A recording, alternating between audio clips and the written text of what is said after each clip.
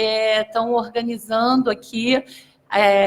Para avisar vocês que nós vamos dar continuidade por conta do atraso que ocorreu, então não teremos um intervalo, mas lá em cima a organização pediu para avisar que tem um coffee break, então quem quiser pode, estiver cansado, quiser esticar as pernas um pouquinho, mas nós vamos continuar para poder atender o horário previsto, já que às 2h começa a segunda parte, então eu já vou chamando os palestrantes dessa segunda mesa, tá? Eu convido para vir compor a mesa o Ricardo Pimenta, que... tá aqui. Desculpa. Você está aqui do meu lado. Roseli Cury Rondinelli. A Roseli já está vindo. E a Vanessa Jorge. Eu não conheço. Vanessa é você. Prazer, Vanessa. Você está lá. Para a gente poder dar o segmento, já que nós conseguimos ficar dentro do horário, então eu vou dar para cada um 15 minutos de fala. Eu sou extremamente rigorosa com a contagem dos minutos, tá? Então, cada um vai ter 15 minutos para falar. Assim que eles terminarem, eu também vou abrir para as perguntas de vocês, e dependendo do tempo que nós tivermos disponível, aí eu calculo quantas perguntas que poderão ser feitas, tá? Serei extremamente feminista e irei começar pelas meninas, tá bom? Vanessa, você pode começar? Então, a Vanessa, deixa eu apresentar a Vanessa. Peraí. A Vanessa é doutora em Ciência da Informação e mestre também em Ciência da Informação, é graduada em Arquivologia e atualmente ela é tecnologista em Saúde Pública da Fundação Oswaldo Cruz, atuando no Instituto Nacional de Controle da Qualidade, na Vice-Diretoria de Gestão da Qualidade. Ela é membro do Grupo de Pesquisa em Ciência Aberta da Fiocruz e da Secretaria Executiva da Comissão Permanente de Acesso a Informações da Fiocruz. Também é membro do Laboratório Interdisciplinar sobre Informação e Conhecimento, o LINC, e tem experiência na área de Ciência da Informação, com ênfase em Arquivologia, Gestão da Informação e Ciência Aberta. Estou meio perdida, desculpa. Vanessa, são 11h15, iremos começar exatamente no horário, e você tem 15 minutos para se apresentar, tá? Eu vou te mostrar quando tiver no final, tá bom? Eu fico meio desesperada toda vez que eu vejo isso, mas eu vou tentar. Não fique. Fique tranquila. Tá, bom dia. Bom dia. Eu queria primeiro agradecer ao convite para participar dessa mesa. É uma provocação que eu acho que eu recebi na minha tese, lá na minha banca de doutorado. Vanessa, você podia ter pensado um pouco mais nisso. E aí, quando eu recebi o convite, eu achei interessante, mas assim, eu queria falar que são reflexões iniciais, realmente, nada que eu tenha desenvolvido em determinado projeto de pesquisa, mas eu acho que vale, porque eu acho que essa troca é importante até para a gente realmente depois desenvolver essas questões. Então, como eu sou arquivista e eu fiz uma pesquisa de tese relacionada a dados de pesquisa, eu sempre fiquei com essa percepção de que tinha muita relação, mas não encontrava muita questão dada na literatura. E aí, pensando no tema dessa mesa, que é documento como dado de pesquisa e dado de pesquisa como documento, eu tentei criar algumas relações, primeiro conceituais. Peraí, deixa eu tentar. Eu acho que vou ter que levantar.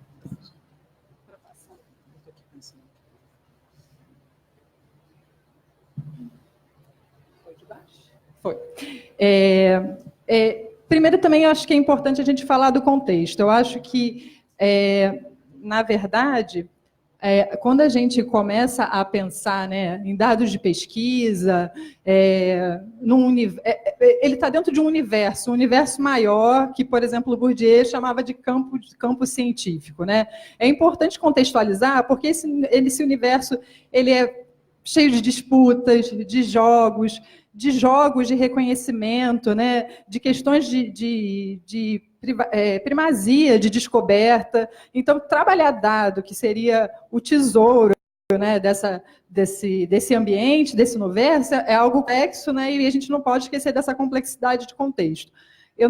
A Luana e o Sayão já colocaram também outra questão que é a size, o Big Data, né, um volume grande de dados, ciência aberta também fazendo uma pressão em relação a essa questão, ao estudo dos dados, né, entendendo a ciência aberta como um movimento maior, mas que uma das suas práticas está relacionada com os dados abertos, né? Então, não tem como não pensar em gestão anterior a essa abertura, né? A Luana colocou, não tem como você abrir dados por abrir sem que haja uma gestão anterior que dê uma qualidade a essa abertura de dados, né?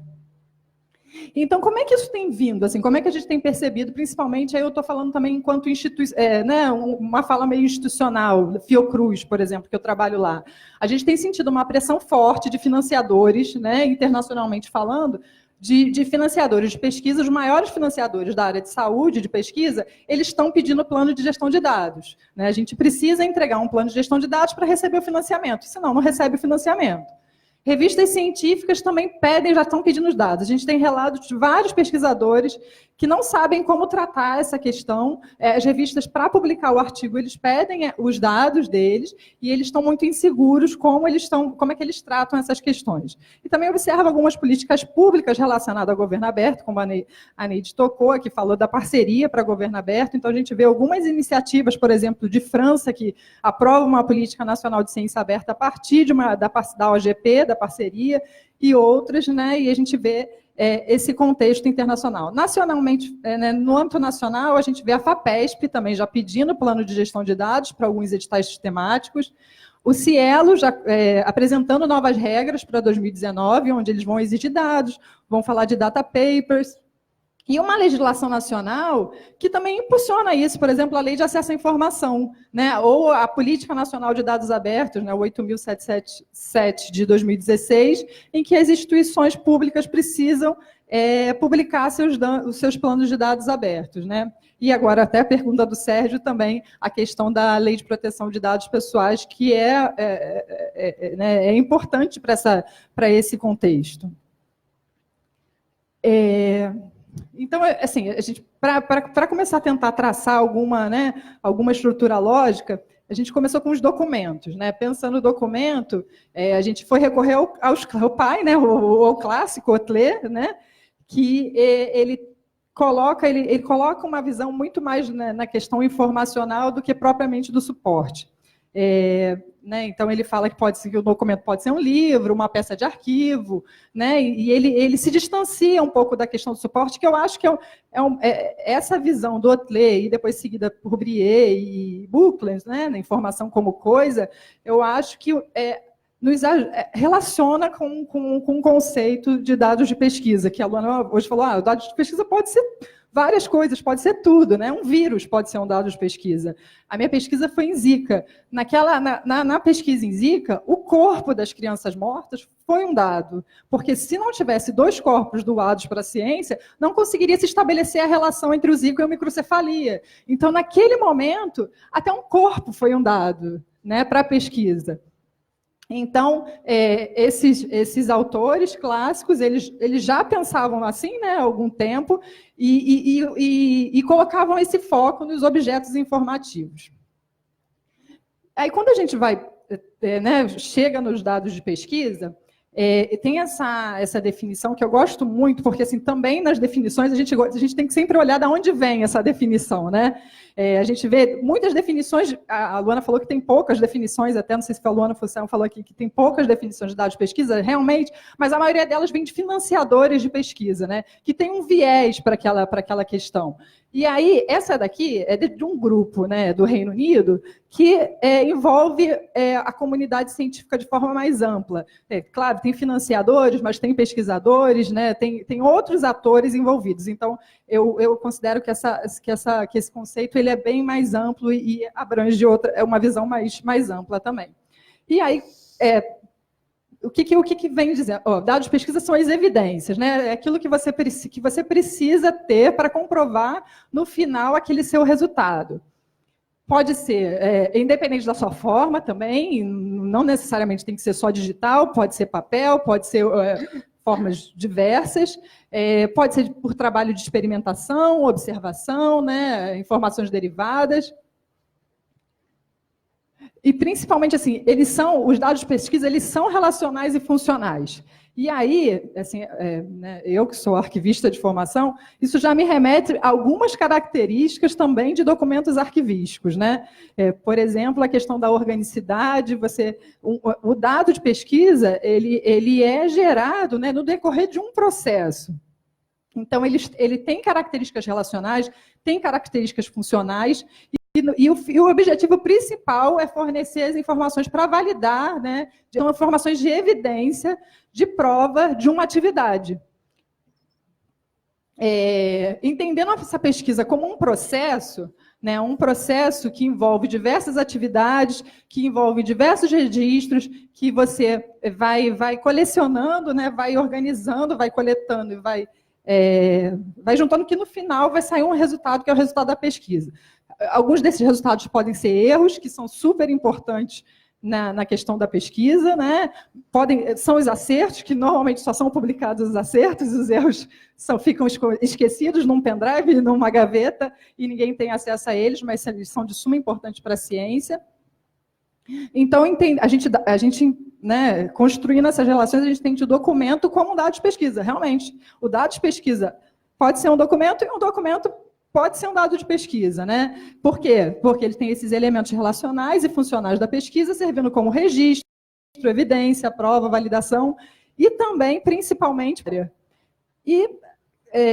fatalmente, nós que trabalhamos na área de arquivo, claro que a gente vai relacionar isso com o conceito de documentos arquivísticos. Aí eu também trouxe Schellenberg, um clássico, mas claro que, assim, tanto para o documento e documentos arquivísticos, a gente tem uma série de definições, na verdade, às vezes nem tão consensuais assim, mas eu acho que o Schellenberg, nesse momento, também pode ajudar a trabalhar, né, a pensar essas relações do dado de pesquisa com o documento arquivístico. Quando ele fala que o que é documento arquivístico? São livros, papéis, mapas, fotografias, né,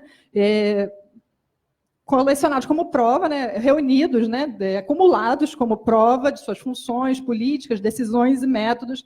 Então, a própria atividade da pesquisa, por exemplo, uma instituição de pesquisa como a Fiocruz, a atividade fim dela é pesquisa. Então, os documentos que eu gero na pesquisa, eles são documentos arquivísticos, né? E aí a gente faz essa aproximação do dado de pesquisa, que é o dado gerado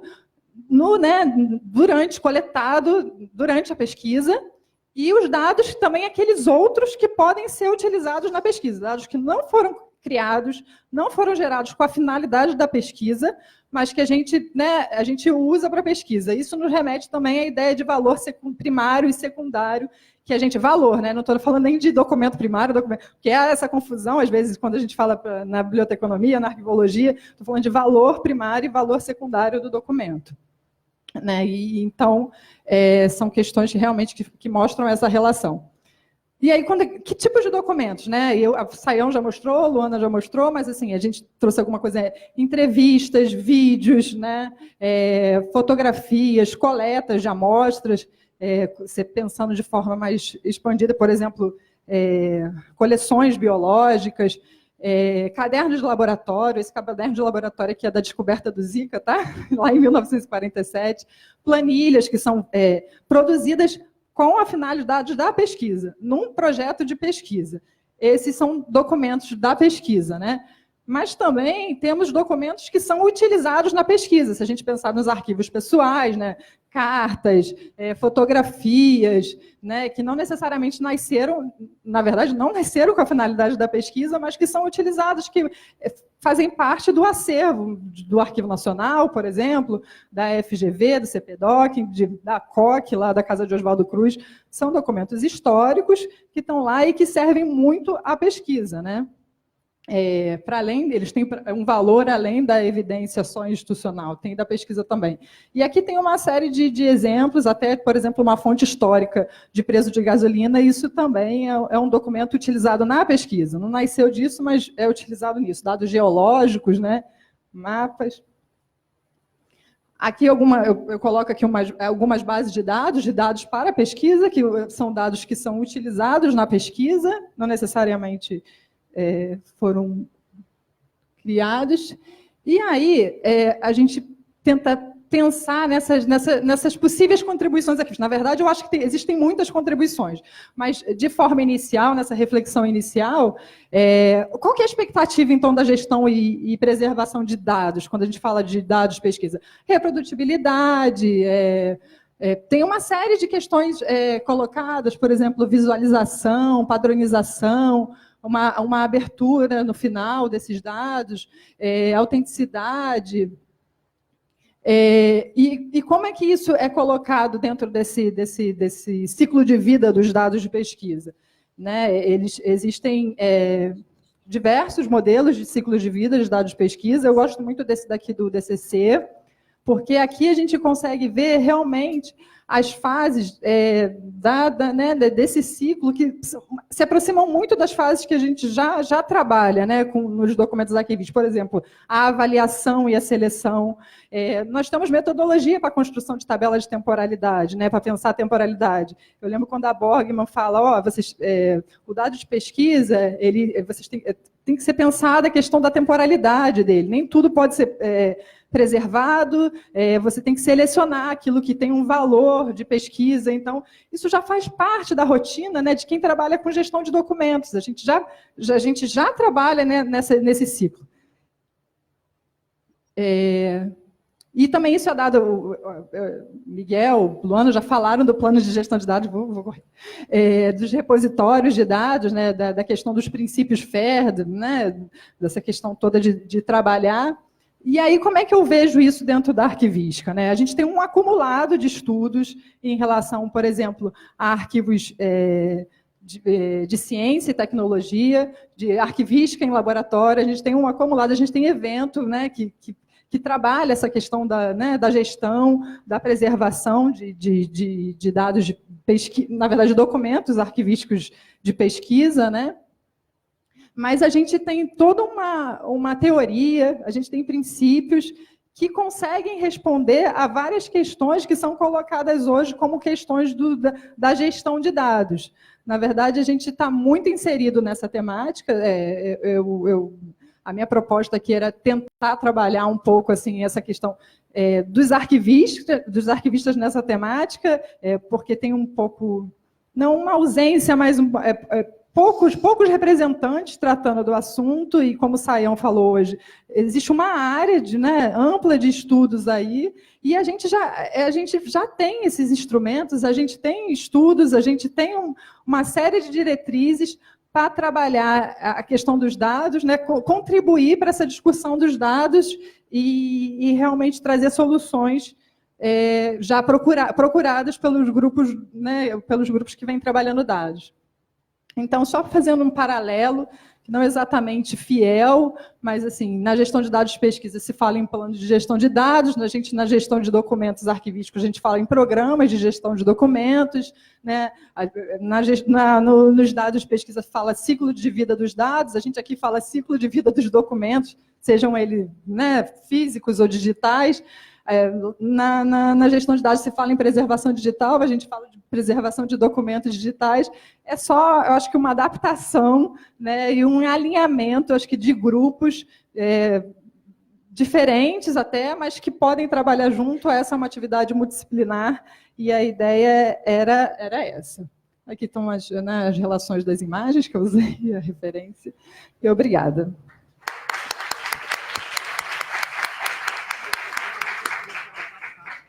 Obrigada, Vanessa. Você seguiu rigorosamente o tempo. Agora a gente vai passar, eu vou passar a palavra para Roseli Rondinelli. A Roseli é arquivista da Fundação Casa de Rui Barbosa, ela é membro da Câmara Técnica de Documentos Eletrônicos do CONARC, é mestre e doutora em Ciência da Informação, e a Roseli também tem 2 livros publicados, um é Gerenciamento Arquivístico de Documentos Eletrônicos e o outro é o Documento Arquivístico ante a Realidade Digital, uma revisão conceitual necessária. Roseli, você tem 15 minutos para a sua apresentação. Tá? Me disseram que eu tinha de 20 a 25, eu calculei 23. Tá? Então, eu não serei cruel, eu prometo. Por favor. Bom dia a todos. Bom dia. Primeiro eu quero agradecer a comissão organizadora do evento por ter me convidado. E também, esses agradecimentos são sempre protocolares, mas são sinceros.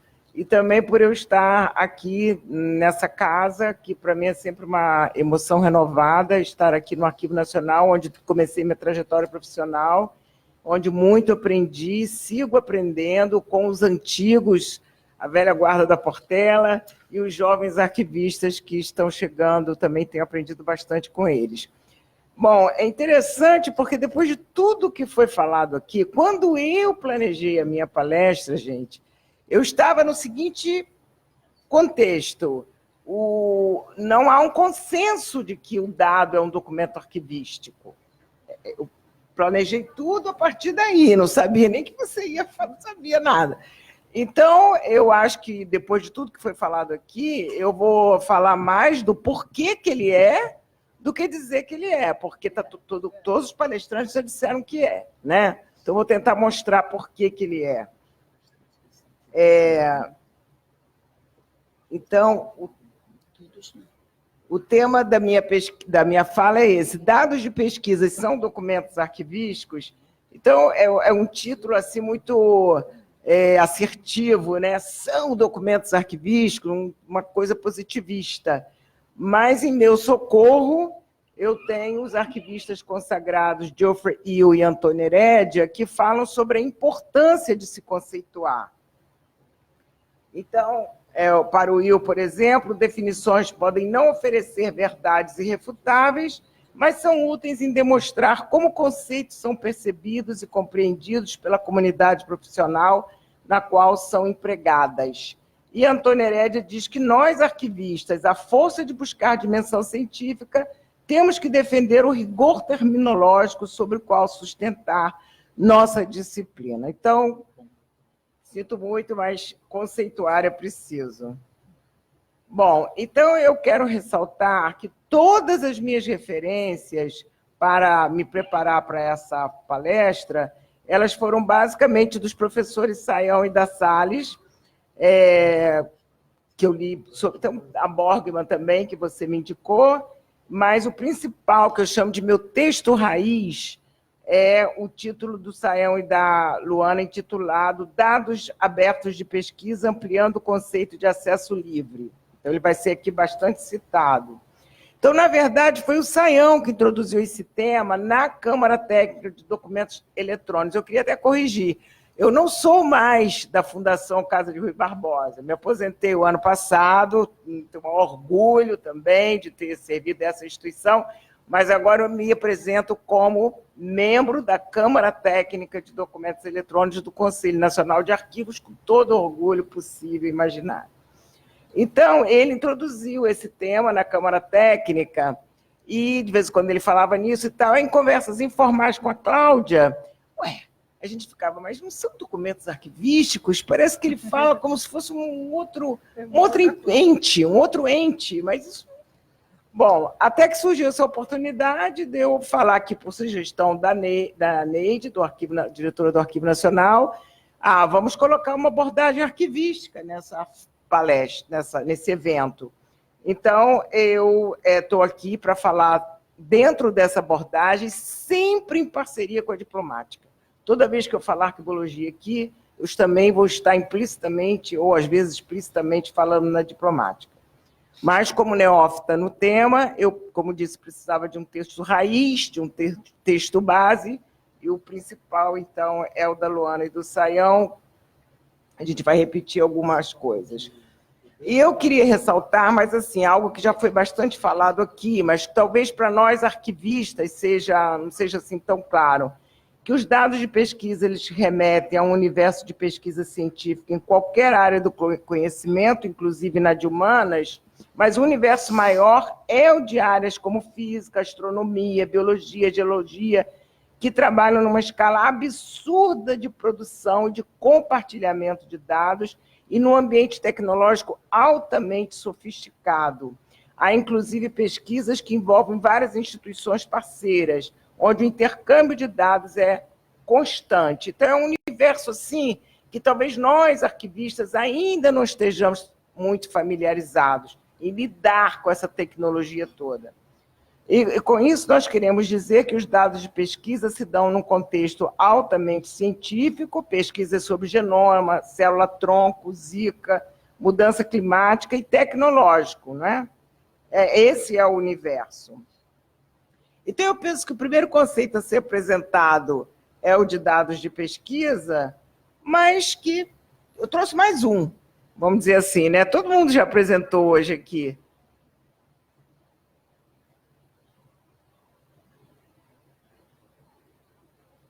Está aqui nos que são dados de pesquisa? Não, isso é depois. Estava no antes. Tem que voltar. Então, nesse artigo do Sayão da Salles, que é 2014, eu acho que é um artigo bem recente. Dados de pesquisa são registros factuais usados como fonte primária para a pesquisa científica e que são comumente aceitos pelos pesquisadores como necessários para validar resultados do trabalho científico. Então, assim, olha só, registros factuais, esses factuais são os eventos, as observações, as medições produzidas no decorrer da atividade de pesquisar. É isso. São as observações, as medições que são produzidas no decorrer da atividade de pesquisar. Então, os dados de pesquisa são inerentes ao ato de pesquisar. Só que com a tecnologia digital aumentou exponencialmente a capacidade de produção e de comunicação desses dados, dando origem a conceitos novos como science, ciência aberta, dados abertos, reuso, tudo que foi tão falado aqui. Pressupostos desses novos conceitos.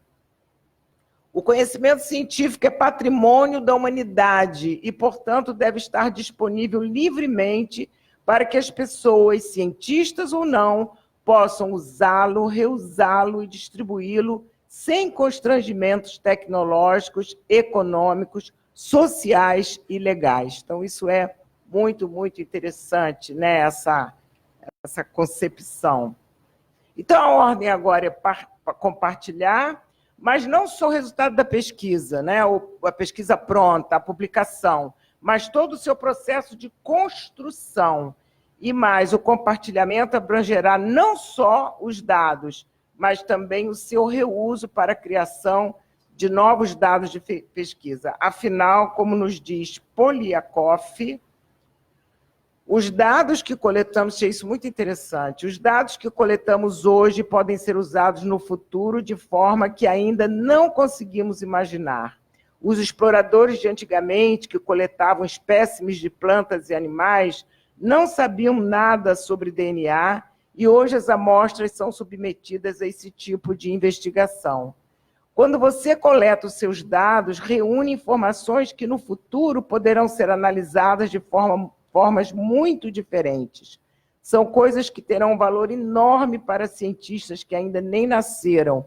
O Sayão deu exemplo aqui dos diários de bordo, né? Eles são das companhias das Índias Orientais, lá do século XVII. E hoje eles estão sendo usados, que coletavam inclusive medição da temperatura da água, para os estudos climáticos. Quem poderia imaginar? Então, Então, os dados de pesquisa têm essas características de serem vistos cada vez mais como patrimônio da humanidade e, por isso mesmo, devem ser abertos para compartilhamento, uso e reuso. Mas por que o termo dado? O que é dado?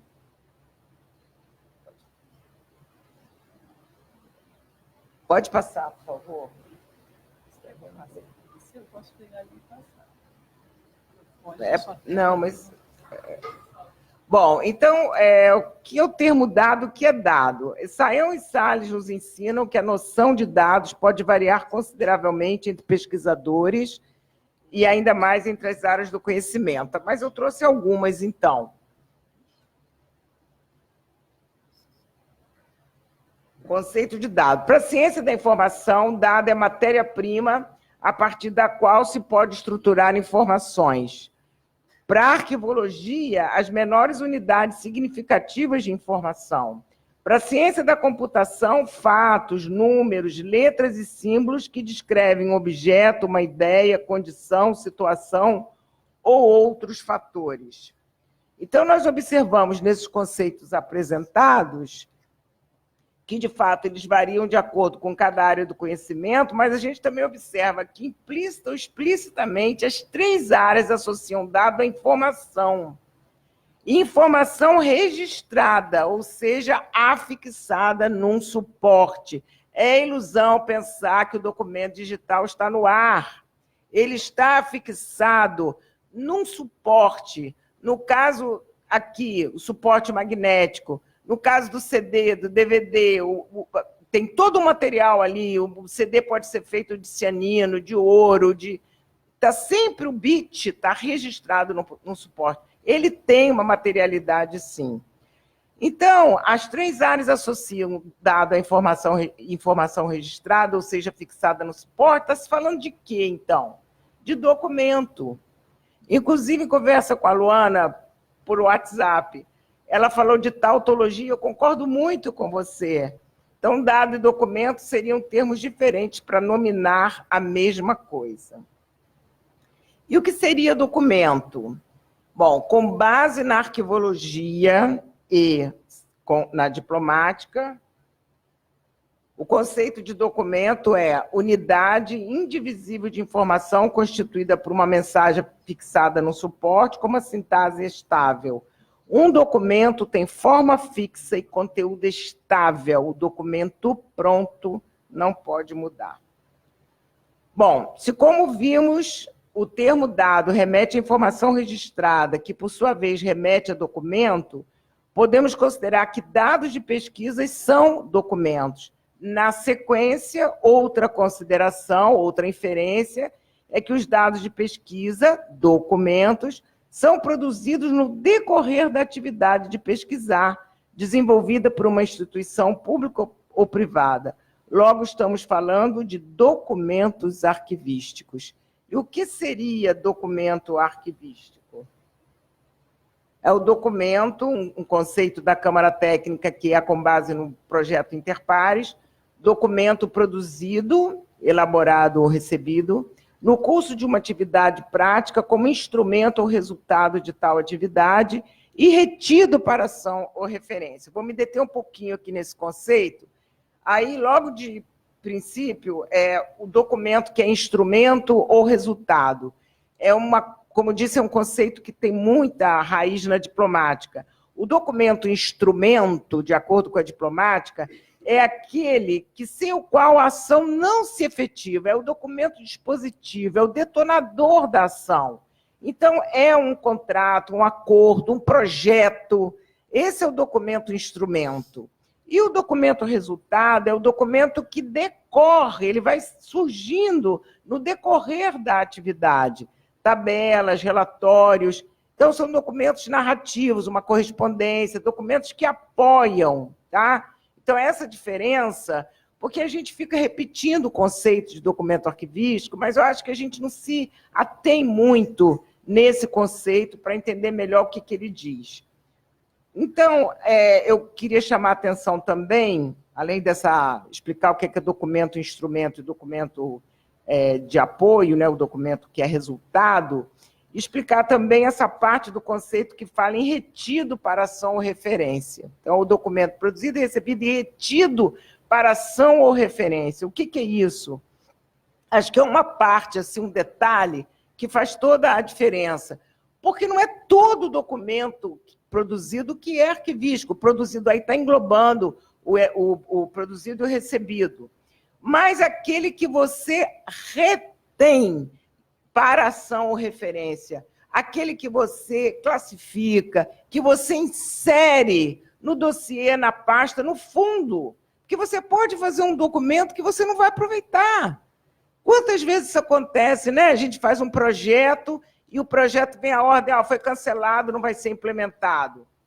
Você pode reter e dizer, não, eu quero colocar, vou classificar, a instituição amanhã ou depois pode voltar à tona com isso, ele vai ser inserido, vai ser um documento arquivístico. Falta muito ainda. Me deram 25 minutos. Então, ele vai ser inserido, né? Vai ser classificado, mas você pode não aproveitar, deixa lá, né, no seu computador, e aquilo, então, não vai fazer parte dos documentos da instituição. E o documento arquivístico possui características que também têm raízes na diplomática.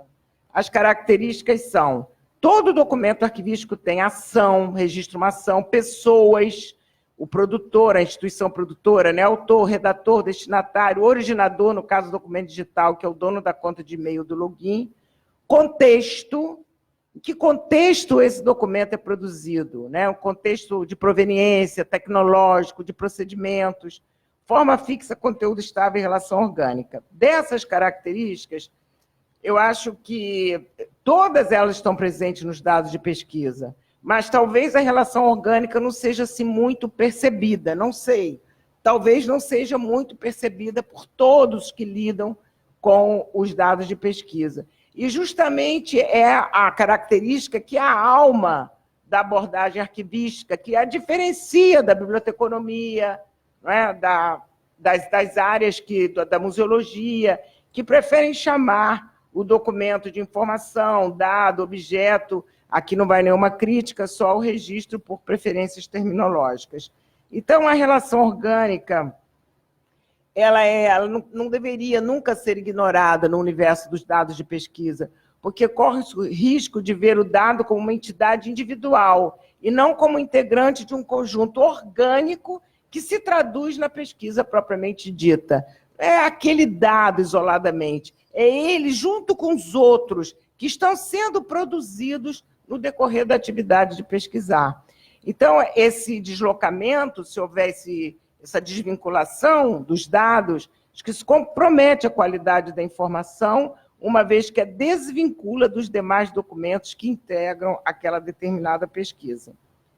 Mas, então, como eu disse, todas essas características estão presentes nos dados de pesquisa e até se relacionam com a questão do reuso, porque essa questão do reuso exige respostas consistentes a perguntas tais como: quem é o autor dos dados?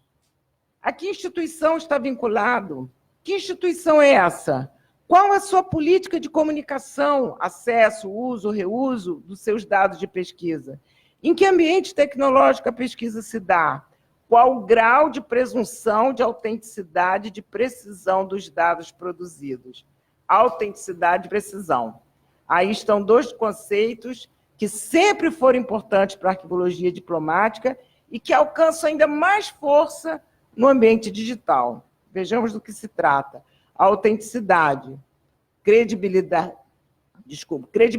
de um documento enquanto documento, isto é, a qualidade de um documento ser o que diz ser e que está livre de adulteração ou de qualquer outro tipo de corrupção, e que envolve dois outros conceitos. Identidade refere-se aos atributos que diferenciam aquele documento dos demais. Nome das pessoas envolvidas no documento, data, assunto, código, indicação de anexos. Integridade, estado dos documentos que se encontram completos e que não sofreram nenhum tipo de corrupção, alteração não autorizada nem documentada. Então, para a arquivologia, a integridade não é um conceito isolado, ela faz parte da autenticidade. Todos os artigos sobre dados, documentos digitais em geral, fora do âmbito arquivístico, fala integridade e autenticidade. Integridade e autenticidade. Não, a integridade está dentro da autenticidade. Então, autenticidade é isso, identidade e integridade. Que documento é esse e se ele se mantém assim, como ele nasceu ao longo do tempo? Agora, o conceito de precisão, que em arquivologia se aproxima do termo acurácia. Precisão ou acurácia, grau ao qual dados, informações, documentos e documentos arquivísticos são precisos, corretos, verdadeiros, livres de erros ou distorções ou pertinentes ao assunto. Então, vocês imaginem, no universo dos dados de pesquisa, que envolve tantos números, porcentagens, e que são altamente compartilhados se os dados não forem precisos. Se na hora de passar um dado para outro, aquele número se altera, né? Então, um conceito assim, muito, muito importante.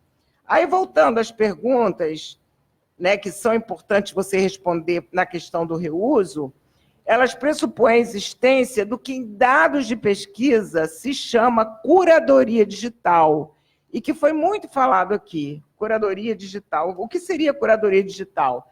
Já foi apresentado aqui o conceito, mais um conceito, por favor. Ainda que seja um conceito em evolução, já está estabelecido que a curadoria digital envolve a gestão atuante, a preservação, a preservação de recursos digitais durante todo o ciclo de vida de interesse do mundo acadêmico e científico, tendo como perspectiva o desafio temporal de atender às gerações atuais e futuras dos usuários. Gente, gestão e preservação. Essas palavras soam a nós arquivistas tão familiares, não é mesmo? Então, a gente percebe que curadoria digital de dados de pesquisa é igual a gestão e preservação de documentos arquivísticos digitais. Então, nesse momento, me ocorrem algumas ponderações. Já foi falado aqui, né? Mas logo de cara, quando comecei a ler sobre dados de pesquisa, eu falei assim, gente, mas isso não são os caderninhos de campo dos laboratórios que os pesquisadores desenvolviam, né? E hoje isso foi muito mencionado aqui. Nunca se questionou o caráter arquivístico dos caderninhos, que hoje estão nos arquivos tanto institucionais como pessoais. Mas, a partir da tecnologia digital, os caderninhos parece que se descolaram, para usar um termo que a Cláudia usa, que eu gosto muito, parece que eles se descolaram do conceito arquivístico, assim como o conceito de curadoria digital. Parece que gestão e preservação de documentos arquivísticos se descolou também e virou curadoria digital, né? Por quê? Então, como foi falado aqui, né, gente, esses dados de pesquisa com essa capacidade enorme de compartilhamento, que às vezes chega até a beira ficção, né? Exige um domínio de conhecimento de recursos tecnológicos bastante sofisticados, mas isso, no nosso entendimento, não deveria resultar no quase surgimento de uma outra área do conhecimento.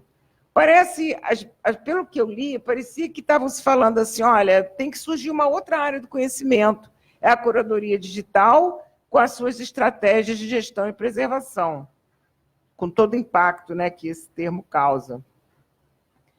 E os autores que eu li, hoje foi falado aqui demais em documento arquivístico e arquivista, né, que é uma área para dos arquivistas atuar e tal, mas nos textos os arquivistas não eram mencionados. Então, se isso está se falando agora, eu acho ótimo, mas nos artigos que eu li, os arquivistas não eram mencionados. Era ciência da informação, ciência da computação, bibliotecários. Então, e no final do artigo, do meu texto raiz, do Sayão e da Luana, eles apresentam umas instâncias que, no âmbito de política pública mesmo, que deveriam ser desenvolvidas, instância política, organizacional, de pesquisa, de formação de recursos humanos, que me reportaram logo ao CONARC. E dentro do CONARC, claro, a Câmara Técnica, documentos eletrônicos, nesse esforço orgulho de implementar uma política arquivística digital para as instituições públicas desse país. Aí eu destaco, inclusive, né, publicações como EARC Brasil, o RDC ARC, oficinas, seminários que a Câmara Técnica vive fazendo por esse país. E ainda destaco o papel das universidades. Os cursos de arquivologia no Brasil, eles todos têm na sua grade curricular os documentos digitais. As dissertações, teses, cada vez são mais numerosas sobre esse tema. Então, que o arquivista está preparado, aqui um exemplo, para lidar com os dados de pesquisa, não tenho a menor dúvida sobre isso. Bom, então, estou terminando. Final, falei, mas qual a resposta para a pergunta dessa fala? Dados de pesquisa são documentos arquivísticos? O conceito de documento arquivístico diz que, se os dados são produzidos no curso de uma atividade, retidos para ação ou referência, e possuem as características elencadas e que tanto nos ajudam a identificá-los em um ambiente digital, independentemente de serem brutos ou derivados, os dados de pesquisa são, sim, documentos arquivísticos. Eu acho assim, uma pena e até irônico que isso não seja ainda totalmente reconhecido, né? Hoje eu vi aqui até que está sendo, acho ótimo, mas nos artigos isso não fica claro, porque a arquivologia, ela, não sei, foi uma área do conhecimento que se beneficiou tanto da tecnologia digital, tanto como área do conhecimento, porque ela mergulhou fundo nos seus estatutos teóricos epistemológicos, fez uma revisão, uma revisitação e se enriqueceu como ciência. A arquivologia em inglês, gente, é Archival Science. Então, não tem por que ela ser ignorada. E a gente está falando hoje em quê? Blockchain, internet das coisas, inteligência artificial. Todos esses recursos tecnológicos implicam na produção de documentos que sempre, com base no conceito de documento arquivístico, poderão ser entendidos como tal e, portanto, passíveis de gestão e preservação dentro dos padrões preconizados pela arquivologia e pela diplomática. Eu não tenho dúvida disso. Olha, 1000 perdões pela extensão, mas eu sempre sigo o prazo, eu treino em casa olhando o relógio, eu não esperava que eu me dar 15 minutos. Gente, obrigada pela... Muito obrigada.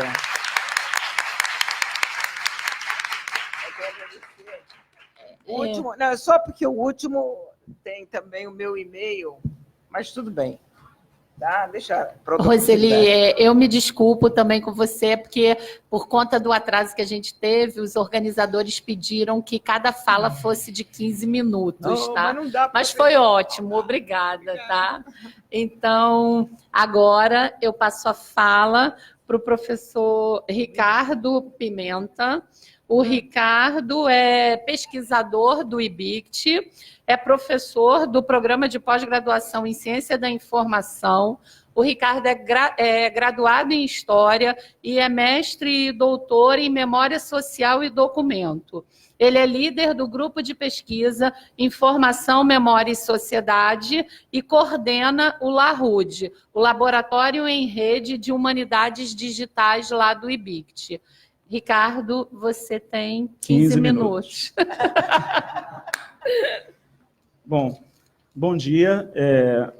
Vou tentar ser o mais breve possível, apesar que eu estou aqui um pouco me coçando aqui na cadeira, porque eu tenho muitas coisas para dizer e eu não vou conseguir dizer todas elas. Mas eu vou começar dizendo, obviamente, agradecendo pelo convite de estar aqui, né? Agradecer ao Arquivo Nacional, a Neide, a Luana, né? A todos que fizeram esse evento ocorrer, da maneira como ele está ocorrendo, e eu fico, na verdade, muito feliz e muito satisfeito que efetivamente estejamos hoje aqui com a proposta de discutir gestão de dados para aquilo que é produzido dentro de um campo tão multidisciplinar como as humanidades, que aí a gente tem que entender o que são humanidades, né? Ciências humanas, ciências sociais e ciências sociais aplicadas, né? Que são as divisões de área do CNPq, enquanto ele ainda existe, né? Mas o fato é que... Esse microfone está descendo. Né? Mas o fato é que há uma dificuldade muito grande, e eu gostaria de ser uma pessoa com certezas, mas eu sou uma pessoa com muito mais incertezas do que certezas. Acho que as incertezas são muito boas em um determinado sentido, porque faz a gente, enfim, rever postulados, paradigmas, diretrizes.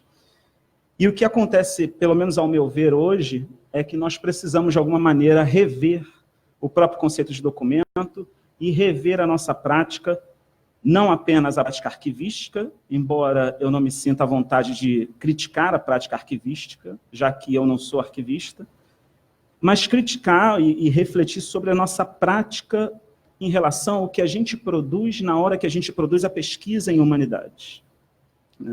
Historicamente, né, eu sou formado em História, e o que eu aprendi na disciplina História, e na verdade não é tão diferente de outros campos disciplinares, é que o que a gente produz na nossa pesquisa, em grande medida, pelo menos era assim, a gente produzia um trabalho monográfico, um livro ou artigos, e geralmente a pesquisa em humanidades tinha como parâmetro as referências bibliográficas, ou melhor, as referências de uma forma geral, que poderiam ser fontes, documentos, entrevistas e por aí vai. E era importantíssimo a gente colocar isso no papel, colocar isso no nosso documento, né, que a gente produzia, no nosso documento científico, porque o exercício, né, da hermenêutica, o exercício crítico daquilo que nós produzíamos, que poderia ser feito em potencial pelos nossos pares, era averiguar, a partir das referências e dos documentos que nós lançávamos lá, se as conclusões que nós tirávamos, ou os problemas e questões que nós colocávamos naquele momento, se eles condiziam com aqueles arquivos, aqueles documentos, aquelas fontes, né, e aquelas referências. Ciência, nas humanidades, em grande medida, sempre foi feita dessa forma, né? E por que a discussão da gente estar aqui para discutir gestão de dados em humanidades? É porque a perspectiva do que nós utilizamos como referência para a produção do conhecimento em humanidades mudou. Portanto, se mudou, eu sou adepto muito mais, isso está esquisito, sou adepto muito mais das incertezas, ok? Das incertezas do que das certezas. Eu acho que as incertezas nos colocam num determinado movimento que nos prepara para um futuro muito próximo e para um presente que já é incômodo de uma área, de um campo, né, enfim, de uma gama de campos disciplinares, como as humanidades, que vem sendo posta em xeque a todo momento, né? Foi dito aqui em algum momento sobre determinados campos disciplinares que representam ou que apontam para nós, né, nos apresentam ambientes tecnológicos mais sofisticados. E, infelizmente, hoje, o que eu percebo é que, justamente por isso, há um programa de combate contra as ciências humanas, porque as ciências humanas, a priori, não dependem de campos tecnológicos tão sofisticados. E se não dependem de campos tecnológicos tão sofisticados, talvez as ciências humanas não estejam fazendo ciência, boa ciência, né? Isso é uma crítica que se coloca hoje, que está na agenda de muitos governantes, de que o que a gente faz não vale a pena, ou é menor. Então eu digo a vocês, não pode ser menor, né? Criticar isso é justamente produzir conhecimento dentro de ciências humanas, dentro de uma perspectiva das humanidades. Por quê? Né, tenho aqui alguns dados, né, para falar para vocês. Por dia, né, mundialmente, se produzem cerca de 500 milhões de tweets. Produz-se cerca de 294 bilhões de e-mails que são enviados. 4 petabytes de dados são criados no Facebook, diariamente. 4 terabytes de dados criados em cada carro, né, automóvel que tem conexão. 65 bilhões de mensagens são enviadas pelo WhatsApp. 5 bilhões de pesquisas de buscas são feitas por motores de busca na internet. Percebam, todas essas atividades são feitas por pessoas, são feitas por gente. Essas pessoas produzem informação, buscam informação e deixam o que a gente chama de rastros digitais na internet, no ciberespaço. E, portanto, tudo isso é passível de ser estudado pelas ciências humanas também, porque continua a ser a atividade humana no tecido social, mesmo que esse tecido social seja mediado pela tecnologia digital. A tecnologia digital ou os espaços digitais, o ciberespaço, a internet, deixou de ser virtual há muito tempo, ele é real. Ele só não é tão concreto quanto a concretude que permite que ele exista, que é a concretude dos cabos submarinos que efetivamente façam com que a internet seja como ela é. Percebam que se nós produzimos tantos bytes e tantos dados, é extremamente necessário pensarmos como que a gente vai, de alguma maneira, gerir os dados que são produzidos em pesquisa dentro das humanidades. Gerir os dados que são produzidos em humanidades é, na verdade, pensar uma forma, né, quase que de maneira, pensar quase que de forma, quase como uma espécie de bricolagem, pensar numa forma de como eu vou trabalhar um determinado conjunto de dados, um determinado dataset que foi recortado, que foi produzido, né, e aqui também se falou da questão da temporalidade, do momento, né, naquele exato momento daquela pesquisa, à luz daquele problema, com aquele determinado conjunto, rol de conceitos e questionamentos. Como eu vou trabalhar esse dataset é que eu acho que é, e que precisa ser, a grande discussão desse encontro, e a grande discussão e o desafio que será posto pela iniciativa do Go-Fair para as humanidades. Por quê? Porque eu não acho, e eu peço perdão a todos, mas eu não acho que dados são, a priori, documentos arquivísticos. Eu acho que, a princípio, dados são dados. Datum. São parte de algo. E, como parte de algo, eu preciso, de alguma maneira, colocá-los dentro de um contexto. Eu preciso, de alguma maneira, construir um plano referencial para esses dados. Isso é um desafio de um arquivista, sim. A arquivologia reside uma grande responsabilidade, e eu penso que só a arquivologia é capaz de fazer isso. Mas eu não acho que, a priori, dados sejam documentos arquivísticos. Dados são dados. Eles estão aí, e dependendo do recorte, aí sim, eles se tornam documento. Se tornam documento para aquele que o vê enquanto documento. Né? Eu penso um pouco, inclusive do ponto de vista da história, né, na correlação entre fonte histórica e documento. Porque existem fontes históricas, todas as fontes são potencialmente documento, mas não todas as fontes são, para mim, documento. Então, nem todos os dados são a priori documento, porque eles serão documento a partir de ganharem esse significado para alguém, ou para uma instituição, ou para uma organização. E eu falo muito tranquilamente isso, porque, nesse momento, eu não estou, digamos, preocupado com os documentos e com os conjuntos, com os datasets que são produzidos a partir da digitalização. Mas eu me preocupo muito mais com os documentos que são produzidos a partir da digitização, que são coisas diferentes. Né? A digitalização está para a perspectiva, né, a ação, né, de fazer uma transição do analógico para o digital, muitas vezes. E a digitização, que obviamente também já é algo totalmente encampado pela arquivologia e discutida na arquivologia, está muito mais relacionada ao tipo de documento, né, já nascido digital. Mas percebam, qual é o nosso desafio? Eu acho que o nosso desafio, para além de discutir questões, enfim, mais familiares a um determinado campo disciplinar, o nosso desafio é pensar o quanto que se coloca para nós que pensamos aqui na gestão de dados em humanidade, como que a gente vai trabalhar isso, como que a gente vai pensar uma gestão, como que a gente vai pensar o reuso, né, de uma variedade imensa, né, de dados e de informações que advêm de campos disciplinares muito distintos.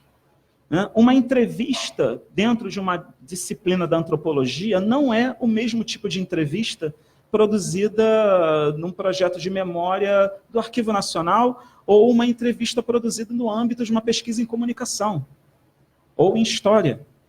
Não é a mesma coisa. E por não ser a mesma coisa, ela já demanda um tipo de indexação e classificação diferente.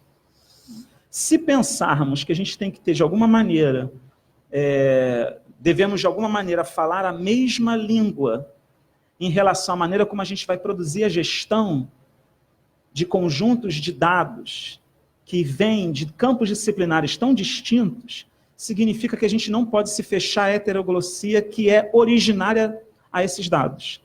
Mas a gente tem que pensar uma língua comum. E eu acho que essa língua comum não está dada. Se estivesse dada, a gente estava aqui discutindo como que a gente vai reproduzir isso no cenário brasileiro. E essa discussão ela não é única nossa, essa é uma discussão que está no cenário global. Como fazer a gestão de dados em humanidades?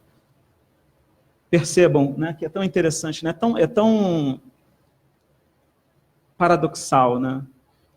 Num campo, a princípio, pobre de sofisticação tecnológica, é talvez o campo mais rico no sentido da produção de dados e de documentos. E essa riqueza é o nosso grande desafio. O que a gente produz no âmbito, enfim, de análises iconográficas, de pesquisas de semiologia ligadas à pintura, à foto, à imagem ou a memes, ou a... Por que não? A gente pode aqui discutir o uso de... Agora tem GIFs, né? Tem meme, tem GIF e tem stickers. Né? Eu detestava stickers, só que eu fui capturado quase que deleuzianamente pelos stickers agora. E o fato é que a gente, de uma certa maneira, nós ignoramos essas coisas que fazem parte do nosso dia a dia, mas são essas coisas que fazem parte do nosso dia a dia que constituem para um futuro próximo as fontes e os potenciais documentos de pesquisa em humanidades. Como a gente, de alguma maneira, considera stickers e memes para um repositório de dados em humanidades? E isso eu estou falando dessas coisas, mas e se a gente considerar grafos de tweets que são postados com determinadas hashtags? Como que a gente trabalha não apenas a preservação da imagem do grafo, que ela é essencial, mas principalmente da possibilidade de e aí a lance do findable, né, do reusable, né? Como que a gente pode, de alguma maneira, reconstruir o mesmo grafo quantas vezes forem necessárias para realizar a hermenêutica dos dados que constituem esse grafo. Tem o grafo e tem o dataset. Pesquisadores em ciências humanas não aprenderam a lidar com isso. Então, o nosso problema é um problema duplo, né? É um problema que está em duas pontas. Numa ponta, que é a ponta do término da pesquisa, e de onde a gente entrega às instituições que vão deter os repositórios, enfim, que vão, de alguma maneira, salvaguardar essas informações e dados, né? De como que isso vai ser gerido, de como isso vai ser guardado nessas instituições, e um desafio numa outra ponta, que é que os pesquisadores em humanidades não sabem fazer isso ainda. Não tem essa metodologia, não tem essa formação. Então, eu acho que, e já estou me aproximando do final, né? Eu não sei se, de repente, eu estou colocando as coisas de uma maneira meio bombástica. A minha ideia não é essa, mas psicanaliticamente falando, talvez seja também, né? Mas o fato é que, eu fico muito feliz de estar aqui hoje, eu acho que a gente começa uma discussão que é extremamente urgente e que ela não pode ser realizada sem a participação desses campos disciplinares distintos. E que, nesse sentido, e aí sim eu concordo plenamente, impossível de ser realizado sem a arquivologia e sem a biblioteconomia. A gente está falando muito de arquivo, mas eu acho que o papel da biblioteconomia também é fundamental. E, bom, foi. Obrigado.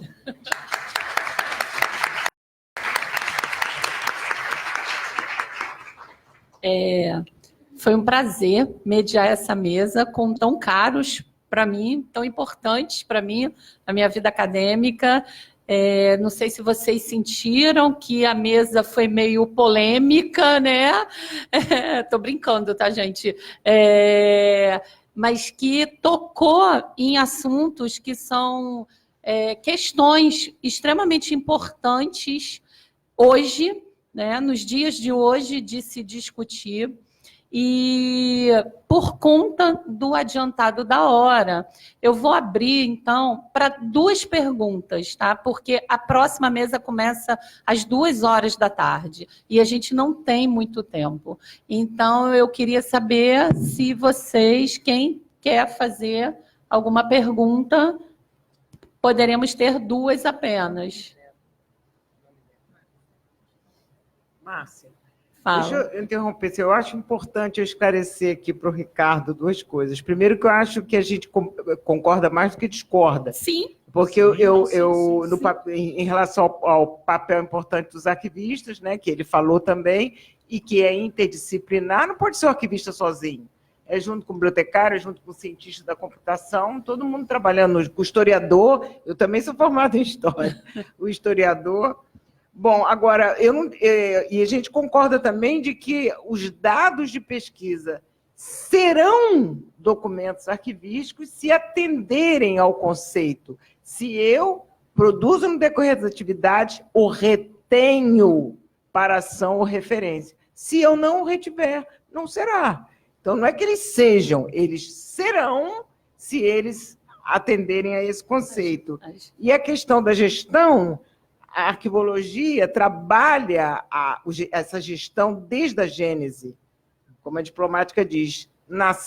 Você vai pensar se você vai criar um documento, você já está na gestão arquivística.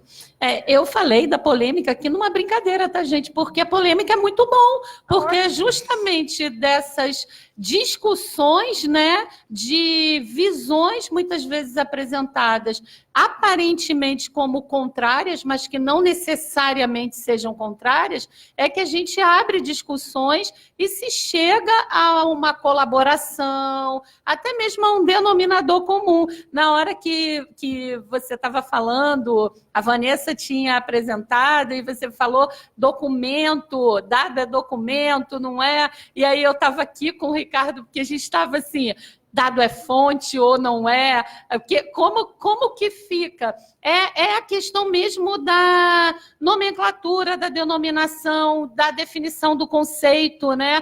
De como redefini-lo ou não redefini-lo, mas de como aplicá-lo, compreendê-lo, porque a gente participou de até mesmo de uma qualificação em que a grande questão da menina, que é historiadora, é essa. Ela se deparou com essa questão quando foi fazer o mestrado, que era o Mas tudo que está falando de dado parece fonte, lá quando eu estudei história. E aí a Vanessa colocou dado e como que se olha e se trata o dado. Documento e como que se olha e se trata o documento. A mesma coisa que... A outra também se deparou. Então, eu acho que o momento é excelente para isso, para a gente poder discutir e ver como que podemos colaborar, né? Como que nós podemos, os diferentes campos, entrar em colaboração, né?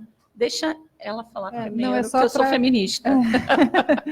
É para completar um pouco aqui o que a Roseli está falando, assim, que era uma ansiedade de encontrar, né, algum registro, alguma literatura em que, em que a arquivística estivesse envolvida. A gente está aqui fazendo um papel não, a gente está envolvido porque a ideia principal é que não está envolvido, entendeu? A gente está tentando afirmar aqui que não. Esse é um espaço que também a gente pode contribuir. Não necessariamente tudo vai ser documento arquivístico, não é essa a ideia. Mas a ideia é um ambiente, é um assunto que a gente tem bastante a contribuir e que a gente não encontra. Eu, pessoalmente, eu posso falar isso assim, bem claramente, eu tive que desistir da ideia de tentar aprofundar isso na tese, porque eu não encontrava fonte para tratar disso. Você está fazendo uma tese, você precisa se basear em autores, né, para tratar disso.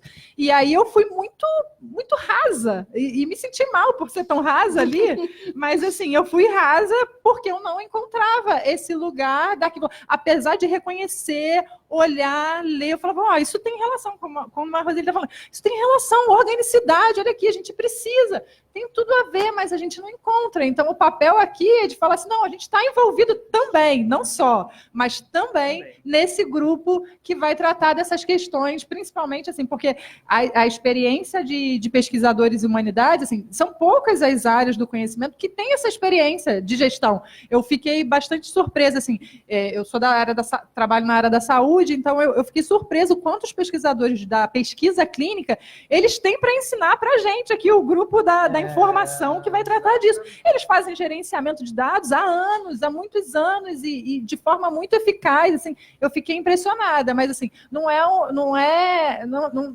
assim sempre, né? Na maioria das áreas a gente não encontra essa experiência mesmo. Eles fazem o gerenciamento e isso a gente sabe. O grande problema deles é o compartilhamento. Compartilhar que é o problema, mas gerenciar eles gerenciam.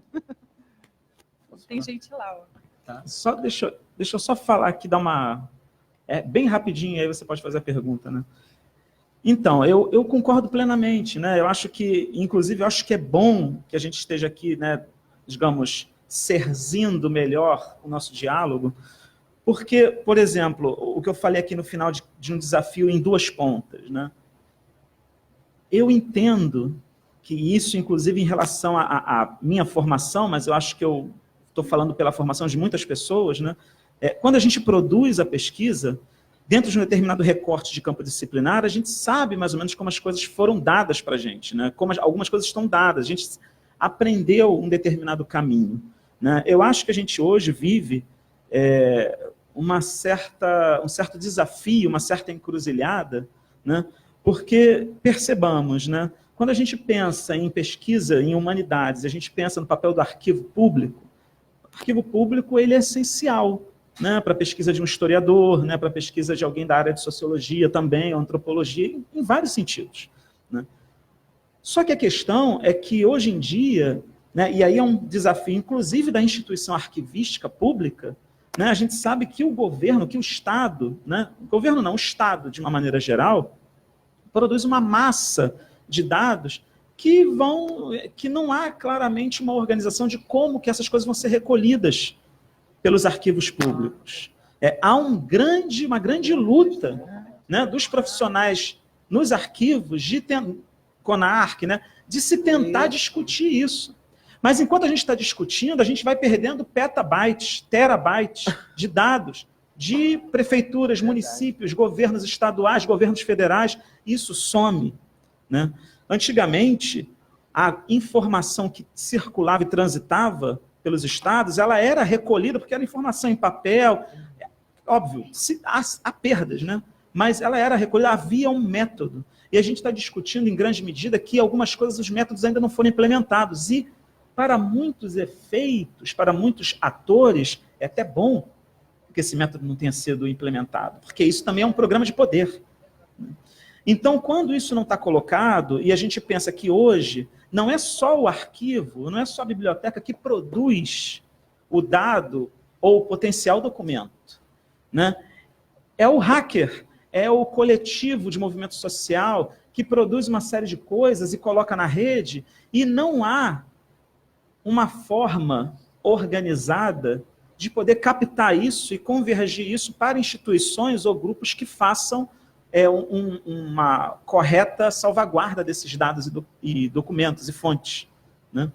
Então, eu acho que, né, eu não estava me colocando contrário ao que foi dito, mas eu estava colocando que, para além do que foi dito, né, existem outras questões que escapam por todos nós, inclusive por mim.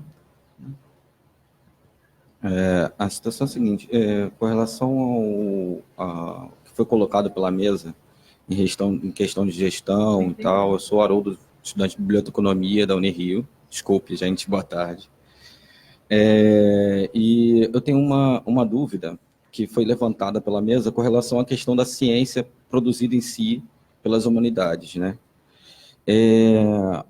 A gente tem no campo das ciências de dados uma coisa chamada SETCID, que é você pegar aquele determinado tipo de programação que você fez, ou de algoritmo que você fez, ou de comportamento que você fez, transformar numa semente daquilo ali e fazer várias sementes diversas vezes para denotar de como foi produzido aquele tipo de experimento para verificar o levantamento e análise daqueles dados. Eu queria saber se dentro do âmbito da gestão de dados, da preservação de dados na área de pesquisa ou não, se existe um mesmo método, porque eu sou curioso sobre o assunto e eu ainda não encontrei informações, artigos, como foi colocado, com frequência falando sobre o assunto. Eu não entendi o início da sua fala, ficou baixo aqui para a gente, eu não sei, você estava falando que você é um cientista de dados, é isso? Eu faço trabalhos com relação à ciência de dados, no caso. Mas isso de forma curiosa, né? Eu trabalho numa questão curiosa mesmo do assunto. E aí, o professor que me ensina com relação ao caso, ele ensina a gente a fazer uma coisa chamada SETCID, que é pegar a maneira do qual a gente programou e fez o trabalho de levantamento e transformar numa etapa. E depois transforma em outra, e depois em outra. Cada etapa da pesquisa e da gestão, do trabalho de análise, é se transformada numa etapa. E essa etapa é salvaguardada na própria memória para que possa ser reproduzido o mesmo resultado. Porque dependendo do tipo de amostra, ou seja, o que for, se dá um resultado de um outro processo. Como o doutor Ricardo informou aí, reproduzir um mesmo grafo com determinadas amostras é meio difícil. E aí a gente utiliza o SETCID exatamente para poder reproduzir o mesmo grafo com os mesmos dados da mesma maneira. Eu queria saber como que ocorre isso em questão de gestão e preservação de dados na área de pesquisa, porque eu não encontrei muito sobre esse assunto na questão do SETCID em si. Isso exatamente é o tema da gestão dos dados. Assim, na verdade, eu não conheço bem esse programa, eu acho que você está falando, mas assim, a ideia é essa, você preservar, guardar todo o histórico daquilo que foi gerado para você até você chegar no seu produto. Então, saiu até que na hora do slide dele, ele botou proveniência ali, mas assim, a ideia é essa, você guardar todas as informações, todos os métodos que você utilizou, até softwares que você utilizou, você precisa, o plano de gestão de dados, né, o documento que você precisa preencher, você tem que responder ali a questões exatamente sobre isso, como você vai gerar o seu dado, que tipo de método, como você vai testar esse dado, como você vai fazer a análise desse dado, todas as informações contextuais, né, da sua pesquisa, você precisa registrar e você vai gerar essa documentação, que é isso que vai possibilitar o reuso, assim, para outra pessoa chegar e olhar, esse dado aqui eu consigo usar na minha pesquisa. Por quê? Porque ele usou esse método, ele tem esse tipo de software, então ele vai fazer essa avaliação a partir dessa documentação.